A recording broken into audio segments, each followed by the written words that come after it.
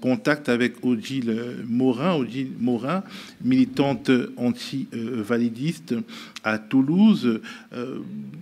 Bonsoir Odile. Oui, bonsoir, est-ce que vous m'entendez bien? Oui, on vous entend bien. Alors, déjà, dans les circonscriptions de la région où tu es, c'est-à-dire la région de Toulouse, quelle est la météo politique ce soir? Comment les militants anti-validistes analysent les premières tendances qui viennent de votre région et également les tendances nationales? Alors, écoutez, d'abord, merci de me donner la parole. Je suis donc Odile Morin et je suis présidente de l'association Handi Social. Et je suis aussi élue d'opposition Ville et Métropole à Toulouse. Et c'est donc depuis le Capitole que je vous parle, en profitant d'une pause, en attendant de donner les résultats de mon bureau. D'abord, je voudrais souligner... Alors d'abord, je m'exprime pas au nom des militants antivalidistes, que j'ai pas concerté, donc je m'exprime en mon nom propre pour ce soir.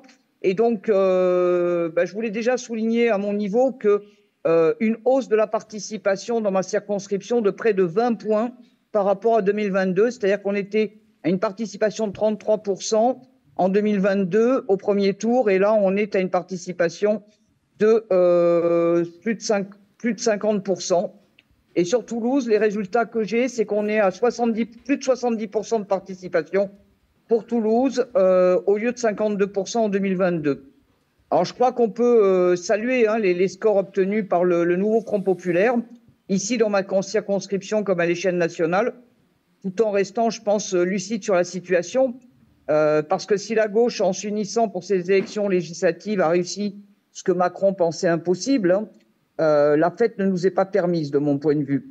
Parce que les résultats de ce soir confirment que nous sommes à la croisée des chemins, avec le risque de voir quand même les fascistes représentés par le Rassemblement national. Je rappelle que c'est un parti qui a été fondé par les nazis.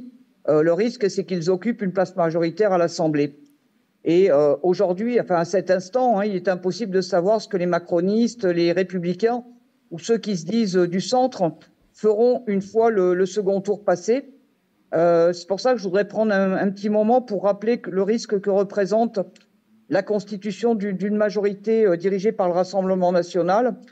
Et ce risque, c'est un danger pour toutes les personnes qui sont notamment issues de groupes minoritaires, parce que le Rassemblement national, il a pour matrice la reproduction des systèmes de domination, et il s'inscrit ouvertement dans la préservation du suprémacisme blanc, de l'impérialisme, du patriarcat, du validisme, du capitalisme.